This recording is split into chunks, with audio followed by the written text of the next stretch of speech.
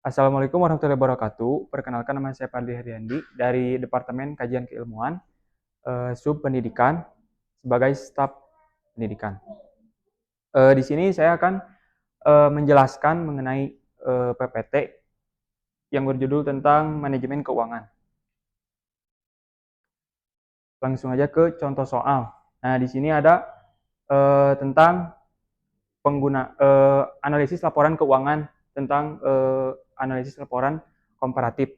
Nah, yang pertama ada jelaskan langkah-langkah yang dilakukan dalam pendekatan year to year change analysis dan sebutkan manfaat dari pendekatan ini bagi perusahaan. Oke, langsung ke pembahasan.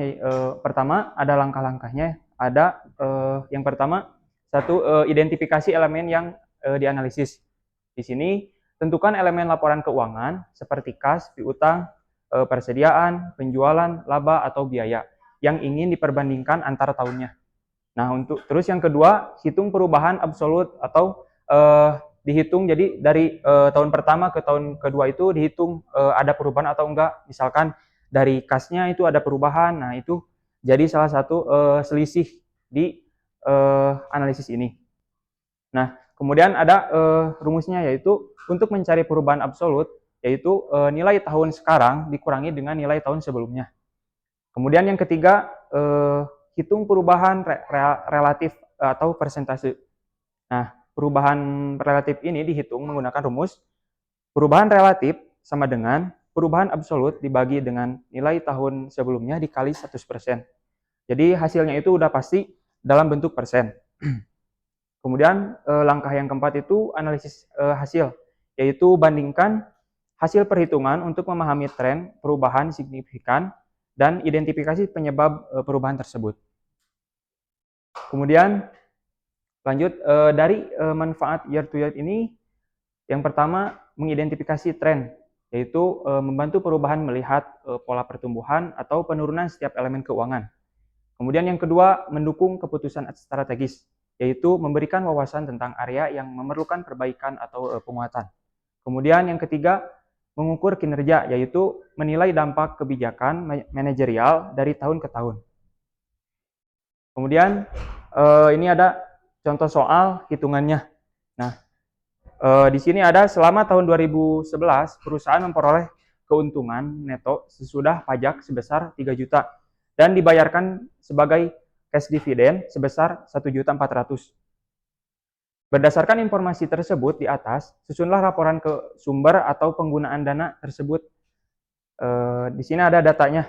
Nah, ini tuh contoh soal dari analisis penggunaan sumber-sumber dan penggunaan dana.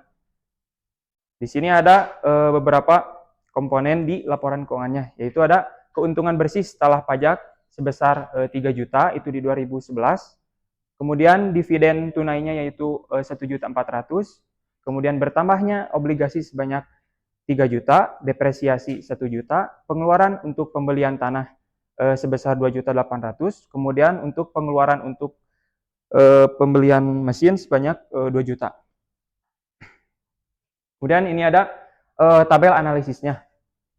Nah, seperti yang ada pada tabel, ada perubahan dari tahun 31 Desember 2010 sampai dengan 31 Desember 2011 ada perubahan, yaitu contohnya dari kas. Di sini kas pada tahun 2010 ini menghasilkan sebanyak 1.200.000.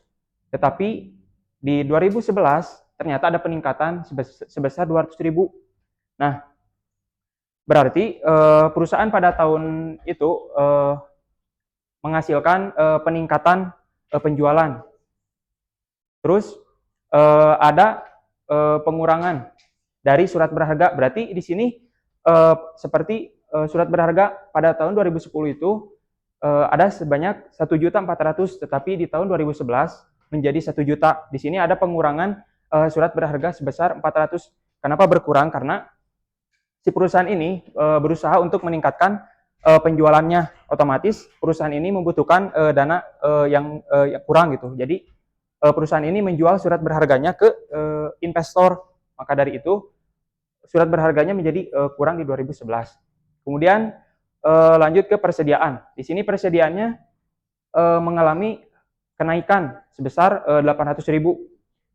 Berarti perusahaan pada tahun 2011 ini meningkatkan pembelian persediaannya atau memproduksi banyak pada tahun 2011 dari tahun sebelumnya 2010. Kemudian dari mesin ini ada peningkatan sebesar 2 juta. Berarti kalau misalkan ada peningkatan, berarti perusahaan tersebut melakukan pembelian mesin sebanyak 2 juta di tahun 2011. Kemudian untuk depresiasi mesin ini mengalami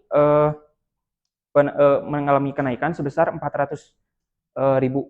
Kemudian untuk bangunan itu tidak ada peningkatan.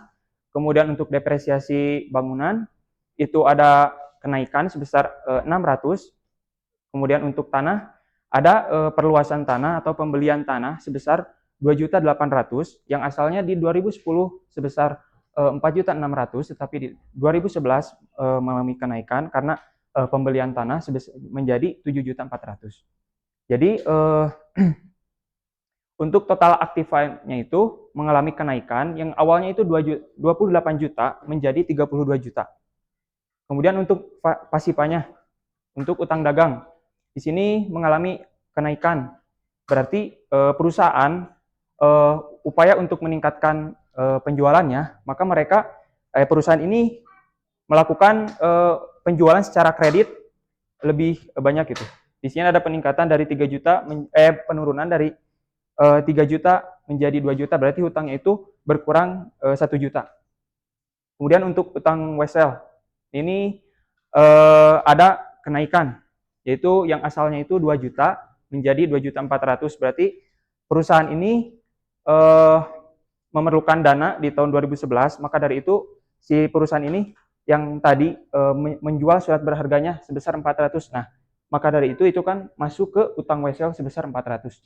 Nah, kemudian untuk obligasi, di sini obligasi sebesar 10% mengalami kenaikan. Berarti perusahaan menjual obligasinya surat berharganya ke investor sebesar 3 juta.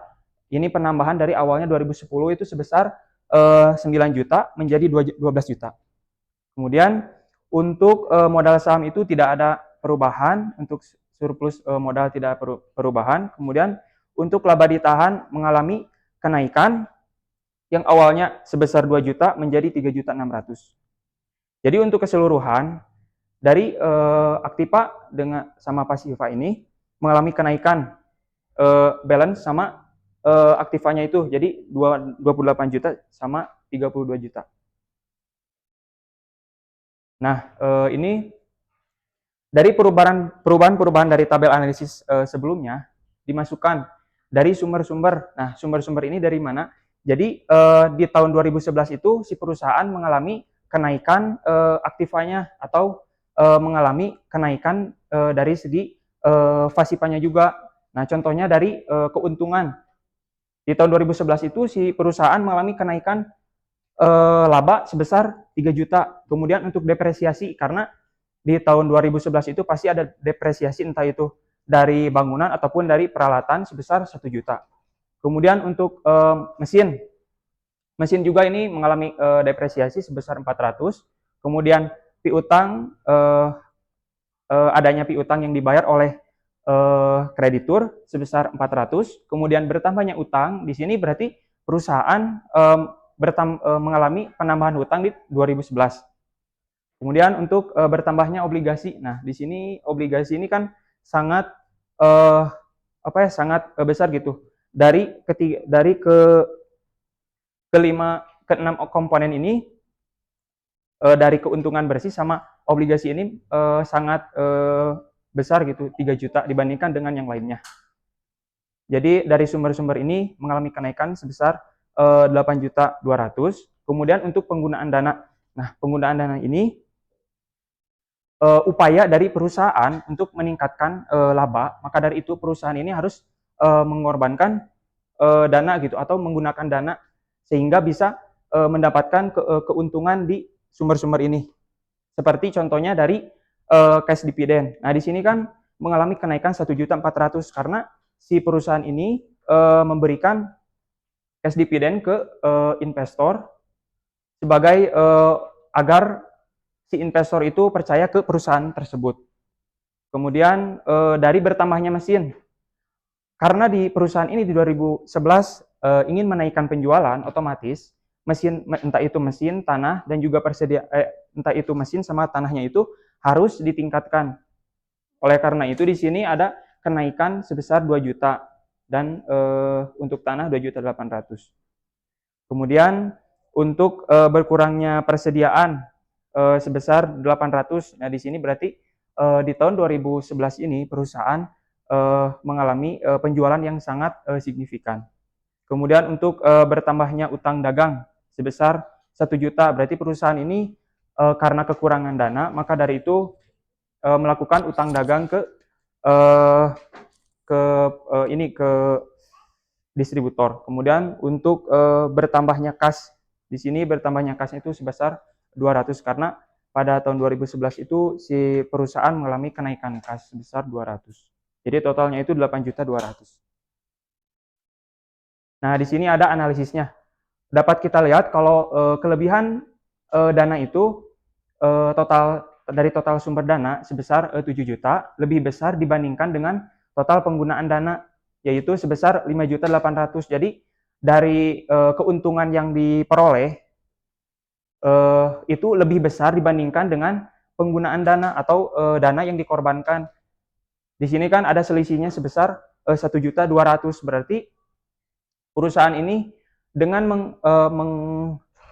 menggunakan dana sebesar 5.800.000 bisa menghasilkan si sumber dana atau penaikan entah itu penjualan sebesar 7 juta.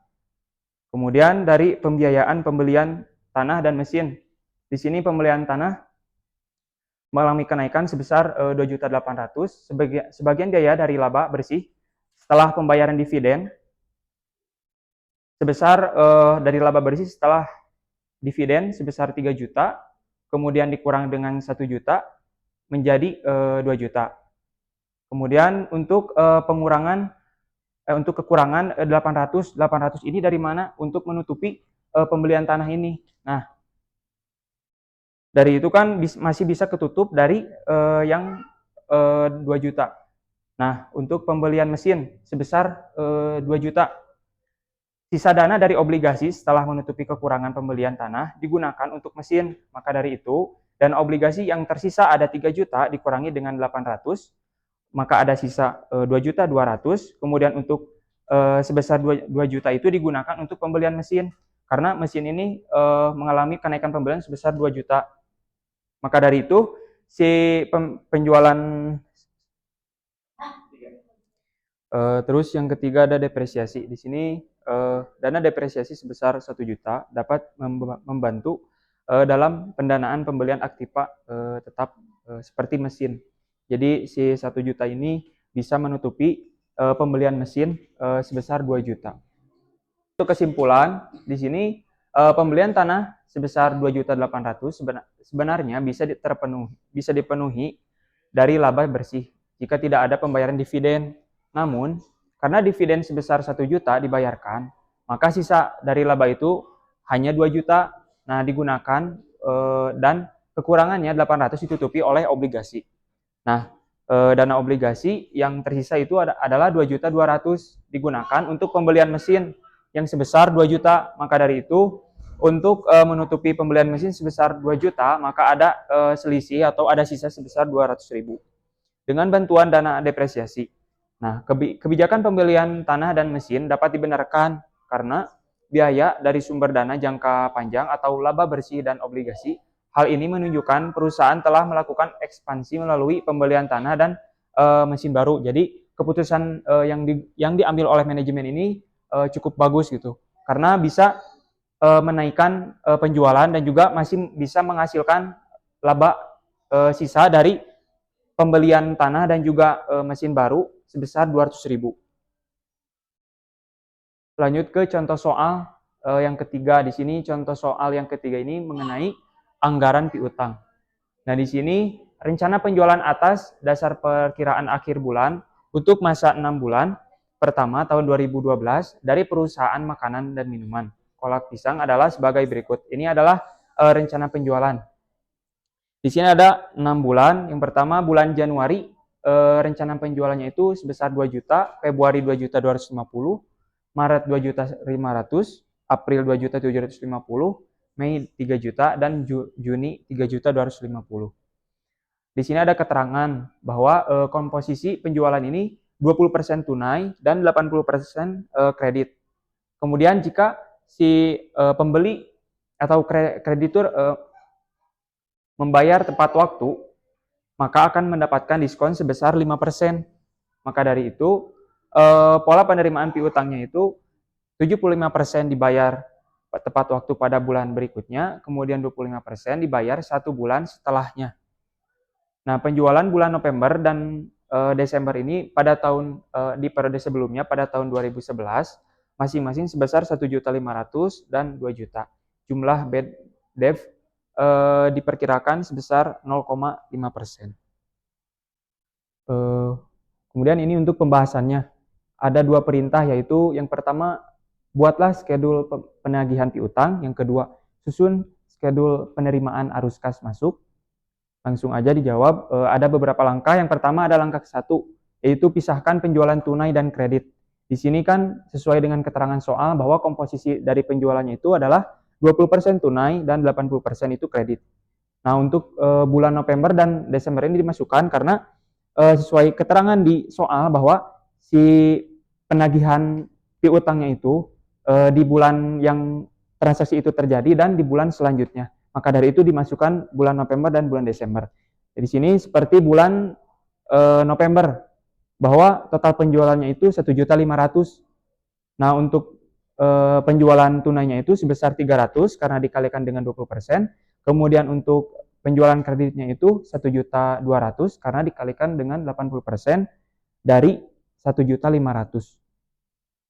Kemudian untuk bulan Desember yaitu 2 juta, untuk tunainya itu 400, kemudian untuk kreditnya itu 1.600.000. Kemudian untuk bulan Januari sebesar 2 juta, untuk tunainya itu 400.000 dan untuk penjualan kreditnya itu 1.600.000. Kemudian untuk bulan Februari yaitu sebesar 2.250, tunainya 450 dan kreditnya itu 1.800.000. Kemudian bulan Maret 2.500.000, tunainya itu 500, kreditnya 2 juta. Kemudian bulan April di sini 2.750, tunainya 550 dan kreditnya 2.200.000. Kemudian untuk bulan Mei di sini penjualannya sebesar 3 juta, untuk tunainya 600 dan untuk kreditnya 2.400.000. Yang terakhir untuk bulan Juni sebesar 3.250, tunainya 650 dan kreditnya 2.600.000. Ke langkah kedua, yaitu schedule penerimaan kas dari penjualan tunai. Di sini karena kan sesuai dengan keterangan di soal bahwa kalau misalkan pembayaran tunainya itu tepat waktu, maka akan mendapatkan potongan sebesar 5%. Oleh karena itu, seperti di bulan November, di sini kan pembayaran tunainya itu sebesar 300.000, tapi karena ada potongan 5%, maka dipotong 15.000, maka menjadi 285.000 saja untuk penerimaannya. Sama seperti bulan selanjutnya, seperti bulan Januari sebesar 400.000, tetapi karena dapat potongan 5%, yaitu sebesar 20.000, maka menjadi 380.000. Itu seterusnya sampai bulan Juni.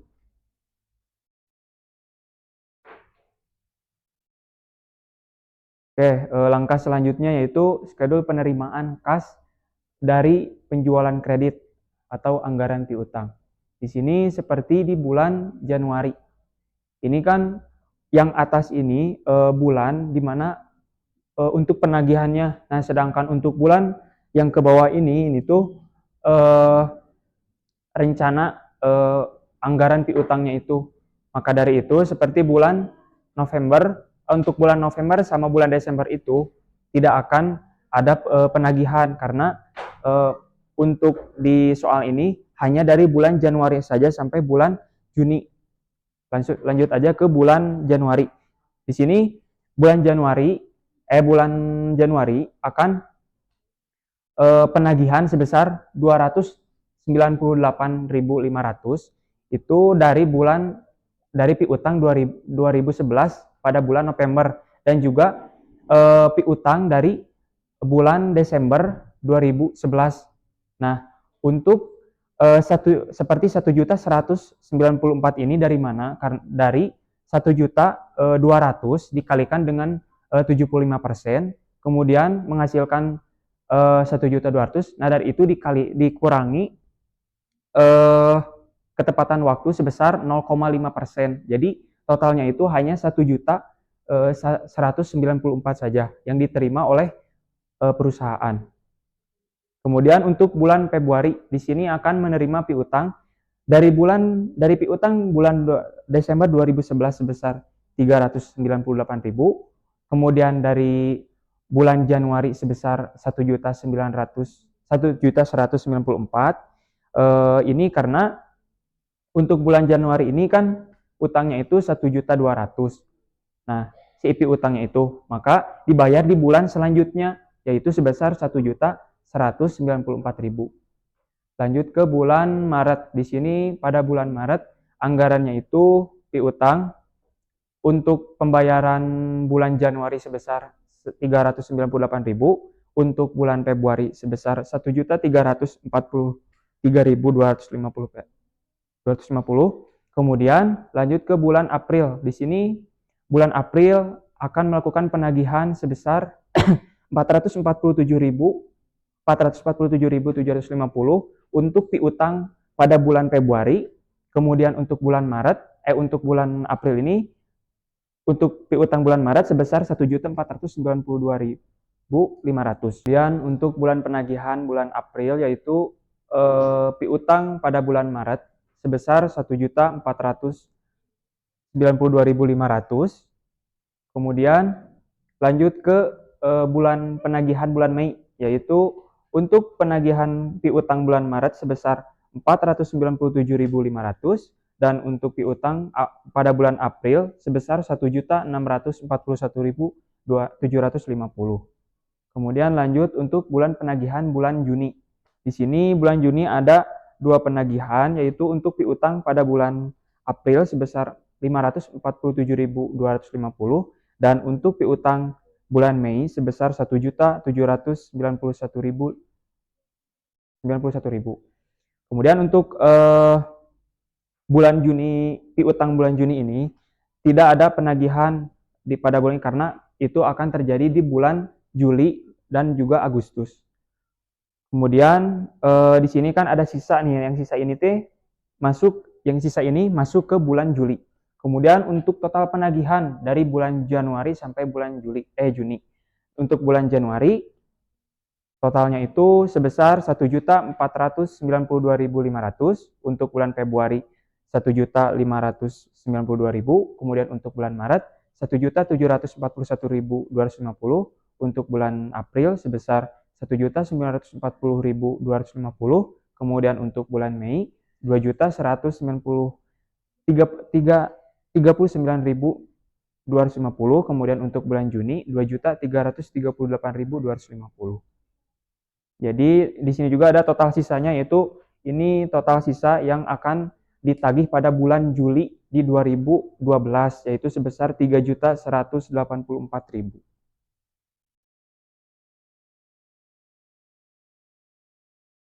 Kemudian langkah terakhir yaitu schedule penerimaan kas dari keseluruhan.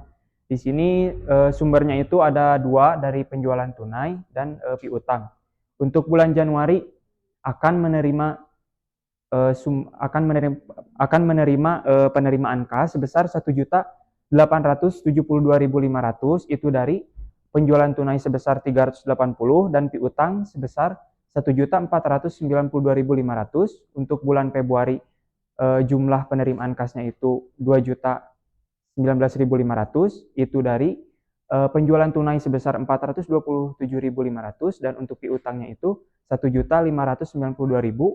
Untuk bulan Maret jumlah penerimaan kasnya itu sebesar 2.216.500, 16.250 itu dari penjualan tunai sebesar 475.000 dan dari piutangnya 1.741.250. Kemudian untuk bulan April jumlah penerimaan kasnya itu 2.462.750 dan itu dari penjualan tunai sebesar 522.500. Kemudian untuk piutang 1.940.250.